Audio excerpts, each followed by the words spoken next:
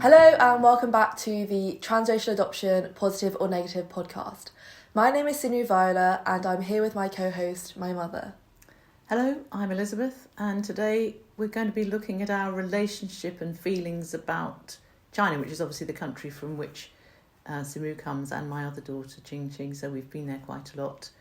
And I thought we would start perhaps by asking Xinru to say how she feels about China. What's her view of China now she's an adult?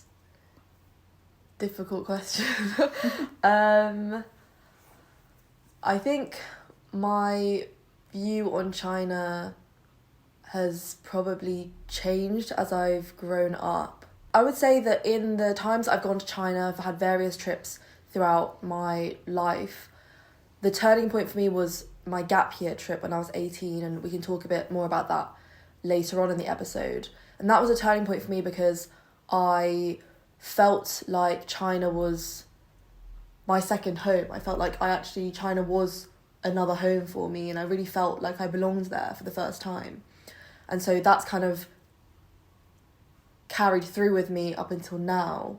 But I think because of, as you know if you've watched the previous episodes, because of the difficulties I've had recently with China, I've just become more and more frustrated with the country and not resentful, but I just don't really have hugely positive emotions towards them right now. So I'd say that although I would still like to go to China and I still have a very keen interest to go and to learn the language and to live there for at least a year and to learn more about the culture and the history, it's not as strong as before because really? I think it's still as strong, but I mean it's not as strong in the sense that I know now that it can't happen as soon as I wanted it to, at least the living there and the going there part. And so it is on hold. I do still have an interest in China and I do still want to go, but I'm not that sure what the future of China looks like at the moment, because with the current policies in place, it doesn't look promising. It doesn't look as though they want foreigners to go. I don't think we'll all be going country for a year or two at least. I think at least 2 years, to be honest. I don't think we'll be going back for at least 2 years, and by which point it would have been 5 years probably or something since the last time I've been to China. So you do have, I think you have to distinguish, I'm sure you do, between the government and the officials on the one hand and the people on the other. All my life going to China with you two, I've always had to remind myself that when you come up against a brick wall that this is not the people doing it, it's just the national policy and the accepted way of doing things, really. Yeah, no, that's right. Yeah, so then if you say that, then I would probably say that my view now is that, yeah, I really do want to go back. I do really want to learn more about the culture and get more involved with native Chinese people.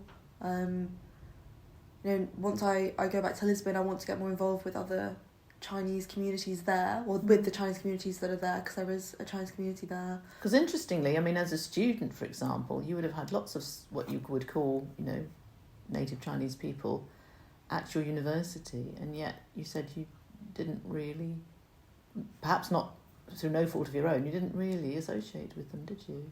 No, well that's because, and I'm sure most other people who have experienced seeing native Chinese at their universities, the native Chinese just stick to themselves. They're not very sociable unless they actively go out of their way. At least in my experience at Oxford, it was hard to penetrate, to get through to them, especially as someone who also was Chinese but couldn't really even speak the language enough to communicate with them. Or they must have looked at you and seen that you were Chinese, so how did they react to you? Or could they tell immediately you weren't like They them? can tell immediately when you're not a native. I think they can pretty much tell. Or the way you dress or something? Yeah, or just your mannerisms, the way you dress. I think they can tell they can tell you weren't brought up or you didn't come from China as an international student. They can tell when you are maybe even British born Chinese, where you do have a Chinese family. They can still tell the difference, I think. Yes. Yeah. That's interesting, isn't it? Yeah. But you'd like to. Would you ever want to go and live permanently in China? Because this is something I get asked a lot. When I was trying to sort of foster links with Chinese community here and getting you interested in China and taking you back, I did have other adopters saying to me, how would you feel if she goes to live permanently in China. And I have to say, I assumed you wouldn't. But what would your view be? I don't think I ever will. I think definitely after my gap year, it kind of solidified to me that I can't live more than 2 years consecutively in China. And that's now been reduced to a year. Or never. Or never. What if I can get in? I definitely want to do a year. Yeah. I definitely want to do a year. If I can, hopefully in the future I can do that year. But I remember my gap year distinctively saying to myself, I can't do more than 2 years in a row, just because of the way things work. And I think, they've clamped down more. There's more censorship now, and my gap year was, 8 years ago now. Were you frustrated because social media was different, or just other things? I think mostly the censorship and the social media and the Great Firewall. That was mainly why I thought I can't live here for such a long time. You can get around that. People You can get around it, but it's stricter now. Is it? Sometimes, it's sometimes the VPNs will just get blocked periodically, so it's not always guaranteed. Even WhatsApp is blocked now. So I think social media and being in contact with people back home was one of the main factors. But then also, when I was living in China, even just for 4 months, there were so many issues and things that just got to me. There's so many people, for one. There's too many people. There were ridiculous queues, and just small day-to-day things that I missed the way things worked back at home. So I think for those reasons, I couldn't live there definitely couldn't live there permanently. But no, you see, I would assume that. I don't know why. I mean, obviously I've been to China a few times, so perhaps I just felt that it's not something that someone in the West would, on the whole, want to do. And it wouldn't be an option anyway, would it? Because you... Yeah, I mean, I don't even know how I'd want to go about living there permanently. You would have to get permanent residency, which I think is very difficult. And once you get it, there are all these restrictions and things. And if you leave for X amount of time, you might completely lose it. And I don't even know how it would even work. It's never even crossed my mind to move there permanently. No. It was difficult for me because I thought, how do I portray China to you two without being unfair? Because I had a very positive image, genuinely, about the Chinese people, but not so much about the sort of restrictions that were imposed by government.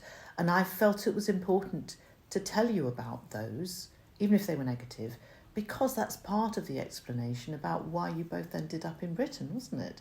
It's the whole thing about the one-child policy, and also about the severe restrictions on the amount of information we were allowed to have about your background, for example.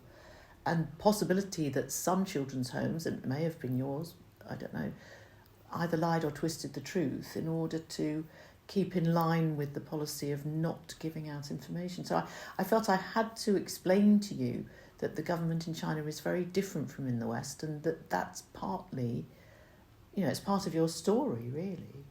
So I felt I had to tell you about that. But I wanted it to be positive. I think most adopters want to try and be very, very positive about Chinese culture. I felt I was just going to treat it as something that was neutral.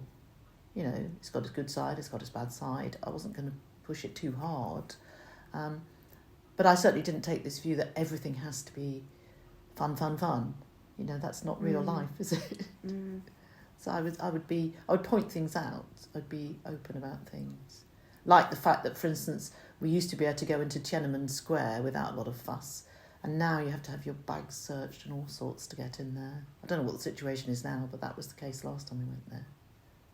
Stuff like that, becoming much more strict about everything. And that's just security. I mean, we've got stuff all around 10 Downing Street in the same way, haven't we, where you can't go in. Yeah, but even going in the metro, you have to get your bag scanned and things like that. Yeah. It's unusual, isn't it? Yeah, the metro and the train stations, everything. Yes. What's your earliest memory then, either of China or of your image of China? I don't really remember. I would say probably when I was really young, my first memory or view of China came from books and stories and pictures that I would see. I wouldn't say it definitely wasn't negative. No. Well, I hope not. Yeah, no, I wouldn't say that it was negative. I can't think why it would have been negative, but I think I was probably just very curious. I think my first view was just that I knew that I came from this country and I knew a bit about the country, but yeah, beyond that, when I was very young, I can't really remember, but I'd say my first memory of actually being in China was probably when I was 8, when we first went back after getting QingQing. I remember going back to my children's home, and I remember seeing the other children there. I said that's probably my first memory, and I remember walking down the streets in China and just seeing how there were so many shops along the street and all the signs outside, and how it was very different from how it was in the UK. They were just all very clustered and closely packed together, and there was a lot of traffic and just lots of people. That's probably my first memory. Yes. Because I wondered, when I took you both at the age of 6 and 8, you were old enough to react either positively or negatively. And I was a bit nervous, obviously, at what the reaction would be, but I think you treated it more or less like any other holiday, really. Yeah, I'd say we probably did treat it just as visiting another country, but we didn't necessarily associate just because we're going to China that it's, we're going back to like our country or like where we're from at that age. I think it seemed very foreign. Yeah, very, very foreign. Though you must have quite liked it, I presume, that it was full of Chinese people in a way that England isn't. Do you remember that? I don't distinctly remember having a thought or that everyone looks like me, but I probably just felt that some sense of belonging because everyone did look the same. Yes, yeah. When I took you back at 3, which you don't remember except you've seen it on the videos, to adopt QingQing, I'd been warned that a lot of children would be worried that they would be left there. They knew they came from China, and if they were taken back to adopt another child, I think some children had freaked out and been very worried that they were being taken back to be left. But I don't think you ever thought that. So that was very reassuring. I did, make a point of saying, when we come back, we'll do this. When we get back, you'll do that. So I threw that in a few times, but I never saw any sign of worry from you that there was anything sinister about us going back to China. It's just different children have different worries, don't they, I suppose? And then when you were at school, how did you feel about being Chinese, having been born in China? Did that come up? Yeah, I remember in school, everyone would ask me, and everyone kind of knew that I came from China, and I think I'd openly would tell everyone, I'm adopted from China. You did, yeah. And I wasn't secretive about it or anything, and you can't really be when you've got a white mom picking you up from school. And I think because most people in my primary school at least moved on to junior school and even secondary school, so kind of everyone knew. So it was just out there. Did you all discuss your home countries with your friends and things? I don't think so. I don't think we really did. I mean, you're so young. I don't think we ever really did. Even all my other friends who are from India or Pakistan, I think beyond talking about maybe food or the celebrations like Diwali and Ramadan and things and Eid, we didn't really discuss the countries because they were also brought up completely in England most of the time. So we were all very similar, just that we were obviously ethnic minorities. But I think probably at school there were times when if we covered anything Chinese related, everyone in the class would look at me. That really definitely happened. Yeah, but the same would be true of any country, wouldn't it? Yeah, but usually I was the only one who was from China, so usually they'd all look at me and assume that I either knew what we were being taught or I could say something on the matter, and most of the time I probably couldn't. So maybe that made me feel a bit more singled out, that I can't really share much. Or when it was Chinese New Year, or we were learning about Chinese New Year at school, they'd all turn to me, and yes, we did celebrate it at home, but I couldn't give this whole story about the traditional things that a Chinese family might do at home. I know we try to replicate it, but it's not necessarily going to be the same sort of traditions or things that other native families would do. So but the school did always celebrate Chinese New Year along with everything else. I mean, I used to feel, was it the autumn term was just one celebration after another. I thought they're never going to do any work, because if it wasn't Diwali, it was firework night or... then Christmas. Yeah, and then in the spring, it was just Chinese New Year and Easter. I think those were the only two in the spring. But everything else, Guru Nanak's birthday, everything was in the autumn. It was just one thing after another. Can you bring in some snacks for this? Can you bring in something else for that? They're having the day off to celebrate. Just think, they're never getting any work done. So yeah, I do remember that. Do you remember when you were in primary school there was a little girl who came over from China, supposedly to settle here. I think was she a year older than you, or a year younger? I can't remember. No, she was a lot younger than me. Are we talking about the girl where they pulled me out of school to try and speak to her? Yeah, she was only 1 or 2 years younger. Not a lot younger. I think I was in year 4 or year 5. What was she? So I was about 8. I think I was about 8 or 9. Yeah. And she must have been 6 or 7. Yeah, I think it was only a couple of years. Yeah. Yeah, a little girl was brought over by her father. The mother had come over a long time before, settled here, had a job, got a home together, and the husband and her daughter were coming to join her. And so she turned up at the school with no English at all. And do you remember? She was really traumatised. She was really upset. No, I remember she was really upset. And then, why did they call me out? Was it just because I was the only Yeah, Chinese they just wanted person? to try and find someone who was Chinese, and they thought you might at least be able to speak some Chinese, and you only knew a few words. You used to try a few words with her. But she seemed to quite like having you around, so they pulled you out of your class, and for those 2 weeks, quite often, you'd be sitting in trying to help her at lessons and things, just because they thought seeing another Chinese child would be helpful for her. Yeah, I don't remember the sitting in the lessons with her, but I remember the first time they called me out, and she was crying, she was in tears, and I was in the corridor at school, and I really remember this. And she was there crying, and then I just said to her in Chinese, I was like, Mama, like, where's your mum? And she was saying her mum's at work or something, and she was just really upset, and I couldn't really say much beyond that. But yeah, I remember she was very, very upset. So the whole thing really did upset her. I think the husband wasn't that happy either. And suddenly, after a couple of weeks, she wasn't there anymore. Yeah. And we heard that the husband and daughter had gone back to China. This was over the period, funnily enough, of Chinese New Year. I think he'd come over at Chinese New Year, perhaps with the intention that if it didn't work out, if they didn't like it, they would go back, because that was national holiday, wasn't it, in China? So they'd gone back, and I thought, well, what's going to happen? Because the mother had spent maybe 2 years or so settling in a job in, I think she was a nurse or something, in London. What's going to happen now? I mean, however upset the child was, I felt perhaps they should have stuck it out, because she'd have got used to it in the end. But you were even allowed to stay in with her at playtime, because it was upsetting for her that she couldn't speak English, and that she was obviously totally behind in every lesson, couldn't do anything really. But she would have caught up in the end. I think it's a terrible thing to do to a child, but if it's got to be done, they should have stuck with it, really, shouldn't they? And settled here. But maybe he hated it as well. I don't even know what happened, whether the mother went back or whether they split up or whether they tried again.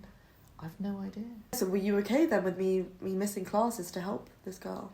Actually, yes. I knew you would keep more than keeping up. You were doing very well at school, and I always felt that doing something for someone else is always a good thing to do, and that it would be good for you to help someone else and to see that situation. And maybe I hoped in the long run to make friends with this child, and then she disappeared. Yeah, I was always happy for you to be given an opportunity to help people. It didn't happen very often, but I think that's good. It's part of your social development, isn't it, really? So when you were 15, we went to Beijing for a week, didn't we? I had these cheap flights. It's not that we're just extravagant. No, we're not rich. We definitely weren't rich then at all. But I did book a hotel right next to an underground railway station. The Novotel. Was it? Yeah, I don't remember. It was a bit of an extravagance for me, 4-star hotel in Beijing. But I just thought we need to be so that in a position where we can easily get to places, because there's very few people, even in Beijing then, who spoke English. Goodness. So we had to be able to get around on our own. So I thought being on the tube is the first and the most important thing. And it worked out really well. It was like 20 pence a trip on the tube. It was much cheaper than England. And we went everywhere, didn't we? Apart from the Great Wall, where you can't get to that on the underground. But yeah, and the primary reason we went was because I was doing my Mandarin GCSE that year. So we went primarily for me to practice my spoken Mandarin for the exam. And yeah, that was the first time I can remember going back to China ourselves. Yeah, properly. I timed it because I wanted you to at least have been in a Chinese environment before your exam. I thought it might help, and it couldn't do any harm. And it was time we went. Yeah. There'd been quite a long gap. It was good, but obviously it also shows just how little the GCSE actually teaches you when it comes to practically learning the language and actually being able to speak it. Because, I mean, I could read things and understand things, but I could not speak. So it did help because it forced me to speak. I just remember I was so embarrassed. I think we must have been at the Forbidden City or somewhere, and I had to get tickets for us all. No, I must have only got 2 tickets because I remember making this error and I was so embarrassed. It was just a tiny mistake, but I asked for Aga Piao instead of Lianga Piao. I asked for 2 tickets, but I didn't use the right measure word for 2. So instead of using Liang, I used R, and I was mortified. I remember like she gave me the tickets, and I thought when I was walking away, oh my god, I used the wrong words. I'm here to practice, and it was wrong, and she still gave them to me. I was so embarrassed. I was trying to remember. We went to a lot of the places we'd been to before, didn't we? And we went to the Great Wall and toboggan down. I remember that. That was really fun. Yes. And it was snowing in Beijing. Yeah, when we left. By the time we left, it was snowing. Yeah. So, what was your impression of Beijing? You must be able to remember that. You were 15. Did you think it was a nice place? Foreign place? Not particularly. No. I think I liked being in China, but I still feel the same way. I think Beijing just feels very differently from the rest of China. It just feels a lot different. I think I did like being in China. I liked now at this point I understood a lot more Chinese and could say the odd phrase or sentence here and there. But yeah, no, I must have liked it. And then the time after that, when I took you both to China, we actually decided to go to Hong Kong just before New Year, between Christmas and New Year, didn't we? Again on one of my cheap flights. We were only there for about 4 days. But I thought, we can fit it in, and I just thought it would be nice for you to see something very different, which is Hong Kong. And what was your impression? Yeah, I didn't like Hong Kong. You didn't like it? I really didn't like Hong Kong. You enjoyed the trip, though? I enjoyed the trip, but I enjoyed the trip, but I didn't like Hong Kong. I would like to go back to Hong Kong because I think my impression would change, but I think it's because we mainly stayed, obviously it was only 4 days, so we mainly stayed in the actual mainland city, the city bit, the city centre, and we didn't go out because I know there's really nice, beautiful islands and things. We did go to... We went to one of them where there's a viewpoint, but there's other islands you can go to, which are really pretty. Buddhas and the walkway up the mountain and... Yeah, that was nice, but I think the actual city of Hong Kong I didn't like because it was just skyscrapers and it was just all these fancy... Crowded. It was so commercial. All these fancy designer buildings, all glass, shopping centres everywhere, and I thought, this isn't really China. That you didn't really... Obviously they spoke Cantonese, but there was no kind of authenticity, I felt. And we probably did go to the wrong places, and people watching this who've gone to Hong Kong might think, no, what's she talking about? She didn't see the real Hong Kong. We didn't have time to see. We didn't really have time, but I just remember my impression was just... This is just skyscrapers mainly. Yeah. QingQing loved it because for the first time she wasn't short, and neither was I, because I'm quite short. For Chinese you're tall, so you were towering everyone. No, yeah, I remember even when we were 15 and we went back, I think that's the first time I really noticed. Oh, I'm a head taller than everyone. It was like really awkward. But QingQing loved it because there were people who were shorter than her, and she's a little bit shorter than me, isn't she? So, yeah, I do remember that. And for me, it's nice. For the first time in my life, I can see over the heads of the crowd. It's really nice. Yeah. So then you started to go on your own. First of all, your gap year when you were 18, and then lots of other trips since. So how has your view of China developed over the years?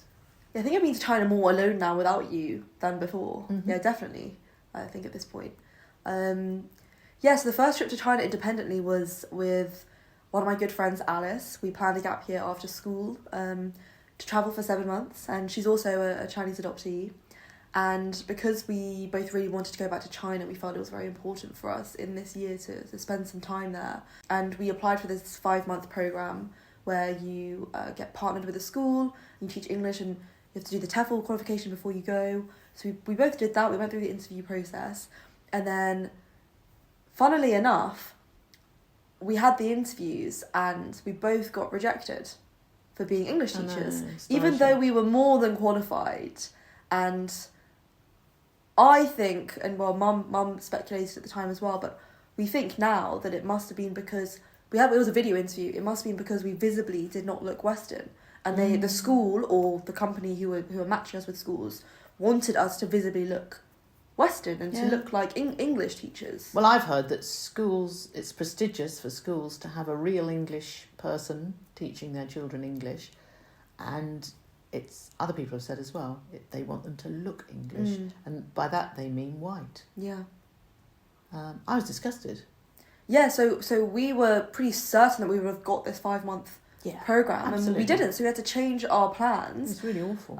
It did work out for the better though, because so I think we must have planned at least a month of learning Mandarin and then the 5 months of teaching English, because we always had a plan to study Mandarin in China as well for some time. And at this point, I'd had the GCSE in Mandarin, and Alice hadn't really studied Mandarin at all. She'd done a bit of basics, but nothing more than that. So we did 2 months of studying intensive Mandarin in China in a city an hour outside of Beijing, and then we did 2 months on a different program teaching English in a school in Chengdu, and my whole experience in China then, I really, really enjoyed it. It was the first time, as I said, going as adults independently. That was the first time that my Mandarin language level really improved very fast, because we did 1 month of language, 2 months of studying, 2 months of teaching English, then the final month studying Mandarin. So being able to speak it and being independent of parental supervision, did it change your view, or did it make you happier or less happy to be in China? Or I think regardless of going with you or not, I think being independent and not having you there probably just helped with the immersing myself even more than I would have done. Yeah, having to speak Chinese. Yeah, but I think the main thing that changed for me in that year was that I finally broke past the language barrier. Mm. You know, they say that when you're learning a language, there's, you know, you need to get over this hurdle to speak, and once you break through the speaking barrier, your language progression can just rapidly increase, and that's what happened with me. I finally was able to speak Mandarin and get around and finally live in China and feel as though I actually belonged there, because I was no longer having to go into shops and restaurants and things and, you know, very embarrassingly admit that, oh, actually I can't speak Chinese, and then have this whole, you know, palaver where they'd ask, oh, why can't you speak Chinese, and all of this stuff. And yeah, I really felt as though for the first time China was also my home, not just England, because I really felt as I fit in finally, and I attribute that entirely to knowing the language and at least breaking through that barrier and feeling fully comfortable speaking the language and being able to get around by myself. Have you noticed that, I was just thinking about going into restaurants, these very cheapo street restaurants, they don't make any, and they're not unfriendly, but they don't make any attempt to help you out if you don't speak Chinese. No. It's just sort of, oh, well, bye. Yeah, you don't speak Chinese, well, hard luck. You know, it's that attitude, isn't it? No, but I remember when we went back to Hefei, and we went to one of those small ones, and they saw you, and they were friendly and very intrigued, and they came over and they were kind of like pointing at the pictures and things. Oh, well, that's nice. Yeah, I remember that was so nice. Often I've had a very negative experience. Not that people are being horrible, they just can't be bothered. They just think, well, everyone speaks Chinese. If you can't, that's your hard luck. They probably thought, oh, why are these foreigners coming into our kind of restaurant? And they weren't used to it. They thought, well... It wasn't a restaurant for foreigners, rich foreigners. Yeah, and they probably thought, oh, well, no matter how hard we try, we can't speak English, so we can't really help them. But we did try pointing to pictures and things. That was sort of reasonably... But sometimes, I mean, like that time we had to ask you to write it down when we were going out. Yeah, I was going to say, maybe this time is when I wasn't with you. Yeah, it must be the times when you went on travelling without me. And I remember I had to write down all the little characters for certain meals. So you really don't get anywhere in these busy restaurants if you don't speak Chinese. Yeah. So. Or if they, lots of them actually don't have pictures. They just have a menu with Chinese. That's why, I know. Yeah. Anything else about your adult trips? So you're quite happy going to China now? You can speak and you feel at home there? Yeah, I definitely feel really comfortable there now. The first summer after university I went back and I did a 3-week programme, but I also travelled a bit before that. And again, that travelling trip was completely solo, and I had to do the translation entirely myself. I went with a friend. We actually went to Inner Mongolia, which is a place where you need Mandarin. You cannot get around unless you have a kind of tour guide or you know Mandarin. And at this point as well, my Mandarin wasn't amazing, but I remember feeling very chuffed with myself because we had done 5 days in Inner Mongolia. We'd hired a private driver who didn't speak any English, and I was the sole translator. And I'd just done a year of university. I hadn't studied any Mandarin in that year, so I went in quite rusty, and I was very, very pleased with myself because I communicated everything with him. We planned and booked everything. We travelled all the way around Inner Mongolia. We went all to these different towns and did these activities and things, and it was all me. I did it, and I had no internet. Couldn't just even use Google Translate because I had no internet. So I was very pleased with that. Having said all that, I would urge people, even without being on a guided tour or having a tour guide, I would urge people to go to Chinese cities. You can get round. You just have to be a bit more careful. You just, before you leave your hotel, get a piece of paper and get someone to write down the name of your hotel. And then if you get really stuck, you just hail a taxi and you've got the name in Chinese characters. It's just things like that. You just sort of take a little bit of care. I think taking a little bit of care, and also nowadays, Yeah, a lot more people can speak English, especially if you approach younger people. If you're lost in the street, definitely they can speak English. And I'd say you can definitely go to Beijing, Shanghai, even Xi'an and Chengdu, like the major cities where there's lots of tourists. You can definitely get by. QingQing and I and my friend Francis went round when we visited you in Chengdu. We got round in places like Xi'an perfectly okay. Francis worked out that if you could find someone who looked fairly professional in sort of late 20s, early 30s, they usually knew some English. So if we were really stuck somewhere, she would approach someone like that. We got round fine. I think you really can. And I mean, the fact that you took me and Chin at 3 and 8, and then when we were 15 by yourself with 2 children, or especially the first trip, if you can do it, then people definitely can. And I wasn't one of these adopters who gets met at Beijing airport by a guide. You know, so many adopters who are quite well off do that, don't they? They have a guide the whole time. And we just didn't do that. We hired a guide specifically for a couple of days to visit the children's home, and that was it. We had to look after ourselves the rest of the time. And you do find ways to do it, and it was fine. Yeah. So definitely don't be put off. Definitely go back. You can get round. Especially now, you definitely can. It's just the more remote areas like in Mongolia, you would definitely need a guide there. Yeah. And who knows when you'll be able to go again. Yeah, who knows? Hopefully soon. Well, not soon, but... Yeah. So what about you, Mum? What has your relationship been like with China prior to getting me and QingQing? Well, when I was a child, I was aware of China, but I don't know that I ever imagined travelling there. I'd never travelled outside Europe until I was an adult. Yeah, what was the view of China, when you were growing up? Because that was a lot earlier than... Oh, well, I mean, this is a long time ago. Yeah. the views of lots of foreign countries were pretty stereotypical and maybe mildly racist, I don't know. I wasn't especially aware of that, but I just couldn't have imagined going there. It wasn't on the news very often. I don't think I knew anyone who'd been to China. But when I was, for my 6th birthday... 6th? When I was 6. When you were 6? I was given this book, Chinese fairy tales. I was given lots of different fairy tales, but this was my favourite. I'm not just saying that. Was it? It's the biggest, most beautiful of all the books. Yeah, it was really, really lovely. And I was a bit scared to look at it again, as I said to you, more recently, because I thought, oh no, would the pictures be... people weren't very careful about treating all races equally. Would there be some kind of stereotypical or racist content? But as soon as I looked at the pictures, we've just been looking at them now. I mean, this was one of my favourites, but they're all so lovely. This dragon boat with this young man dancing off a sort of plank at the back. I mean, it's just stunning. I just thought all the pictures were so lovely, and it was like it had a dreamlike quality about it. This lovely bird and then a beautiful princess. I could, show you all of them. But I loved this book. It was really, really great. Again, I'd never imagined going to China, but it certainly gave a romance to the idea of China. Of course, this is reflecting ancient China before the Cultural Revolution. No one's in a Mao suit in this. So yeah, it's an old-fashioned view of China, but we think the pictures, you agree, don't you, are beautiful. They're not in any way nasty stereotypes or anything like that. So I loved this book, and in fact, when I adopted you, I did you a Christmas stocking, and I wanted one side of it to be sort of Christmassy scenes, and the other side to be something about China. So I'd learnt my lesson from Michael. You've got to include all this, and so I thought, what can I do? And so I found a dragon in this, and I copied it onto the other side of your stocking. You've seen this all your life, haven't you? Yeah, Every Christmas. I have. And now when I look at it again now, or now when I look at it, I think, how did you get it so accurate and so detailed? Well, somebody showed me how you can use some transparent paper with little tiny squares, and so I copied it from the book, and then put it on here, and that was my own colour scheme.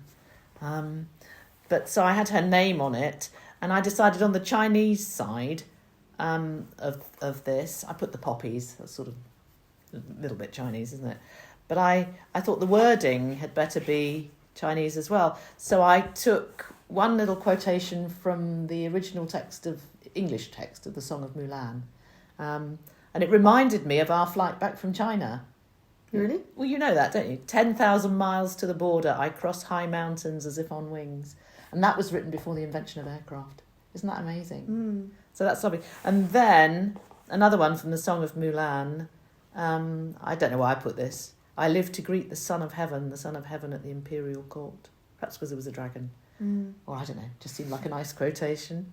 About going back to China, maybe, I thought. Yes, that was my earliest impression of China. And then I had the opportunity to go to China because a friend of mine was getting married. When was it? About 1986. Oh, that's why you went to China? For a wedding? Well, I went to Hong Kong for a wedding. I was invited to Hong Kong. So I did the wedding, but then I thought, let's go into China. And there were people that said to me, oh, it's easy, just go to the travel agent, you can get short trips. I didn't have much time. So I had a 2-day trip into Guangzhou. And it was amazing. I mean, Hong Kong was fairly westernised, although this was August, terribly hot and oppressive. So was Canton. But so there was this trip to Guangzhou, and it was a bus trip with a lot of foreign tourists, and I sort of palled up with a lovely old New Zealand couple, and we... so you went solo? Yeah, I was on my own, yeah. I mean, I knew people in Hong Kong, but no, I went on this one on my own. And, so it was really a packed trip. I can't remember whether it cost a lot of money, but we went round to, factories that created pottery and glass and all sorts of things. I got those lovely paper cuts that I gave to Jack. I got that little vase with a hand-painted vase that I gave Grandma. In Chinese porcelain, which breaks so easily. But I just remember how different it was then from now. In Guangzhou, there was a lot of what was just obviously old colonial buildings, very run down and tatty. And I'd probably pulled them all down by now, I would imagine. It's such a shame because in a way it's part of the city's culture, isn't it? That probably Westerners built these old buildings. They look like 19th century British buildings, but they were filled with Chinese shops and people and all the rest of it. And everywhere was just was teeming with people, quite dirty in the toilets. I remember going to the toilet with this woman from the New Zealand couple. We were laughing about how they really smell bad and they were squat toilets. And I remember saying to her, my mother would literally die sooner than use this toilet. Would she? It really was bad. I'm not going to describe it. It was bad, but, when needs must when the devil drives. So I used it. But anyway. Oh my gosh. I used it, yes. But my mum was just keeled over. But so really it was really hot, sweaty and quite dirty. But it was nice. I mean, the people were nice. And not that we got to talk to them, but they were friendly enough to be passing them in the street. The one thing I didn't like was they gave us half an hour to just go round a shop at one point. And I thought, well, I don't want to go round a shop. I'll walk around the streets, but obviously make absolutely certain I come back in time. If I'd missed this bus, I would have been really in difficulty. And all these people who wanted to buy US dollars, I think it was, that was their main objective, or Western money anyway, kept harassing me. I mean, like 20 of them gathering round in Chinese. I think they were demanding that I swap local currency for... Black market exchange or something. So they thought that you were American and had dollars. I just said, go away. I just want to go. Let me go for a walk. Go away. Because they didn't understand me. So that I didn't really have a walk in the end. That was sad. But the rest of the trip was absolutely fascinating. So my impression then was that it was a very poor country. Very poor. And not at all westernised. Not at all. Well, Guangzhou is completely different now. Yeah. I bet all those lovely old colonial buildings, as I say, like the 19th century buildings you get in London, I bet they've all been pulled down. It's such a shame because your history is so important in a country and they've destroyed so much, haven't they, in China? Everyone was getting around on bicycles then. And they also still were almost entirely when I adopted you. But then by the time we went back 10, 15 years later, no one's really everyone's on either electric cars or electric motorbikes. Not even just motorbikes, electric bikes as well. Yeah. But, yes, and people really did seem and look quite poor and quite plainly dressed. And this couple, I was thinking about them again. I haven't thought about them for so long. They were a very lovely, friendly couple, but they were so politically incorrect in modern judgment. So at one point, we're on a minibus. There can't have been many of us on the trip, I suppose. It was so hot. And we'd stopped in traffic, and there were these endless numbers of people on bikes. And there was what looked like a lovely man and his little son. Perhaps the son was about 7 or 8, on bikes right next to us for a long time. And we'd been hearing how poor everyone was because the guide was telling us. And this couple opened the window and tried to give cash to this little boy. They were trying to give him cash, and he didn't know what was going on, and he didn't want to take it. And I thought, oh, how can you be so... What a stupid thing to do. And I sort of, no, don't do that. But I don't know. I think the man and the boy thought, what on earth's going on? And then another time they were trying to persuade the guide that he needed to come to the West. This guide had been educated in China, and he'd become a tour guide for Western people because he spoke good English. And this couple were trying so hard to persuade him that what he needed to do was leave China and come to the West. He'd have a much better life there. And they were going on and on and on about it. And then they turned to me and said, he should, shouldn't he? And I'm quite glad to say that I said, no, actually, I don't think he should. You know, he's been educated in China. This is a poor country that's developing, and he's got a job here, and he can help China become a more developed country. I think he should stay. I said that. And he heard? Yeah, it was to him. Yeah. He didn't. He looked completely bland. He was nice, but he didn't react one way or the other. You have to be so careful, don't you? Especially then. I'm glad I said that, because this couple just made this absolutely arrogant assumption that everything in the West is better. I mean, yeah. But they were nice. I did like them. So that was my impression of China, and then the rest of it you've covered, really. It has developed very, very fast. So you have friends who have not been back to China, or maybe been back only once. Do you think their image of China is different, more idealised or more negative than yours, or doesn't it make much difference? My adopted friends? Yeah. I think that probably... it's neither positive nor negative. I think it's probably very neutral, their opinion of China, for the most part, if they haven't gone back. They don't. A lot of them, I know a lot of them feel indifferent towards China. They don't necessarily have a longing or desire to go, but they don't dislike it or think anything badly about it. They're just very indifferent. To them, it doesn't really seem to be a priority of theirs. Does it make any difference to them at all, do you think? Or it's just a choice that you've made because I took you there and it seemed like a possibility, and so you made the choice to have a relationship with China? Do you think it makes any difference to them whether they have? I think probably the correlation I've noticed is that those who had parents who took them back when they were children are more likely to want to go back again than those who never went at all. I think that's probably my general observation. But having said that, my friend Alice, because she had gone back, she went back more than us as children. She went back a lot. So since going back again once, she did want to go back for our gap year, but after that she didn't really have any other desire to go back again after that, because she said, I've been so many times now, and now that she's working, she said, I don't really want to spend my holidays going back to a country I've been to so many times now. Yeah. So that's how she feels.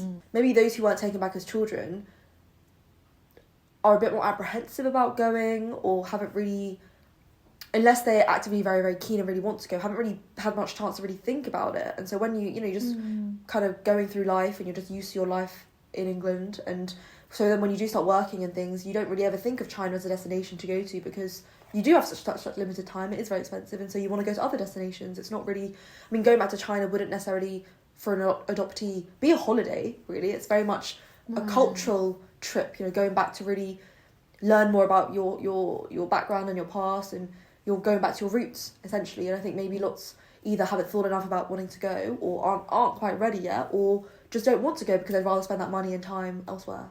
It never feels like a relaxing trip. It's very interesting going to China, very enjoyable, but it never feels like a relaxing trip, does it? Yeah, it's definitely not a holiday. No. I think maybe that's partly why. But I do think that I do have a lot of friends who haven't gone back, and they do want to go back, and they do have an interest, but then they haven't yet gone. Yeah. But there's that friction point of what's stopping them. Obviously, right now it's the restrictions, but even before the COVID restrictions and things. Do you think they have a fear of going back that's nothing to do with actually the difficulties of doing it? Yeah, I think subconsciously, on a subconscious level, there must be something because, you know, if you've never really been back or you've never been exposed to that, and say you haven't learned Mandarin either, it is that whole fear of, I'd rather not feel so out of place and really be reminded of I'm so different. I'm not really Chinese. I'm not really part of this country. They don't see me as Chinese, and it goes back to the whole identity and sense of belonging. Because, I mean, we can talk about this again in another episode, but for adoptees, at least in my experience and speaking to my friends about it, there is the whole push and pull of where do we belong? Because, you know, when we're in England, we're not fully seen as English by a lot of English people because we don't look English and all of that, and we stand out in that sense. But then when we go to China, we're not considered Chinese and we don't fully belong there because we haven't been brought up in China, we don't speak the language fully and all of that. So there's this whole sense of identity and belonging, and so maybe part of the reason why they might have this reluctance to go is because of that, because of these underlying feelings of, well, when I go I'm going to really, really stick out and feel like a sore thumb and really feel as though I don't belong there and be reminded of my differences. And it is a difficult trip as well, I think, for a lot of people. If you've never been, I suppose it could be quite scary, couldn't it? Yeah, kind of throwing yourself into the unknown. Yeah. And I have had a lot of friends actually who you know, they very much know that I really want to learn Chinese. They know that I've been back so many times, and they always refer to that and mention that and say, you know, I know you've gone back a lot. I know this. I know, you know, I admire you for doing that.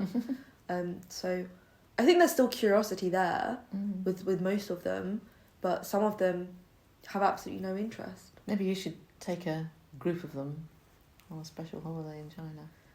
Yeah, maybe, but again, it's the question of, you know, I can't imagine it yet because I haven't really had a proper full-time job, but do I really want to spend my holidays going there unless it's something that I know I'm going to enjoy and have a good time? Yeah. Because I guess for a lot of people as well, it could be quite upsetting and triggering. Might be. Maybe. Yes. And they'll all be coming from different very places. Overwhelming. Yeah, different places, very overwhelming. That would be the problem. They'll all be coming from different places, so you couldn't cover. But if you could take a group of them, it might be quite fun. Yeah, maybe. But anyway, probably won't happen. Probably not, yeah. So your future with China, obviously, do you think you'll always visit China? Would you take any children to China or partners to China?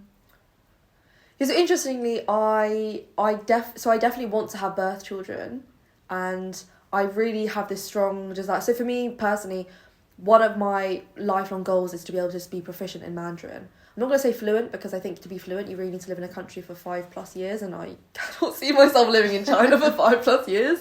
But I do, because I really want to be able to speak my language, I really want my children to be able to speak the language. And I hope that maybe I will be earning enough to be able to afford for them to have like a Mandarin speaking nanny, which is like, I know you wish you could have done that for us. Yeah, not in my little house. Yeah, but we couldn't. But maybe I hope I'd be able to do that for my children, or at least be able to afford to take them on trips and expose them to that, because I would like them to be bilingual in Mandarin, just because I feel it's really important to me, and I want to continue I think it's really important to continue the Chinese side of the family in my own family, the Chinese element, because although I have been brought up in England and it's so easy for me to dismiss that side of me, I want it to continue through my family line. I want my children to still have the Chinese cultural elements. You know, they are going to look Chinese.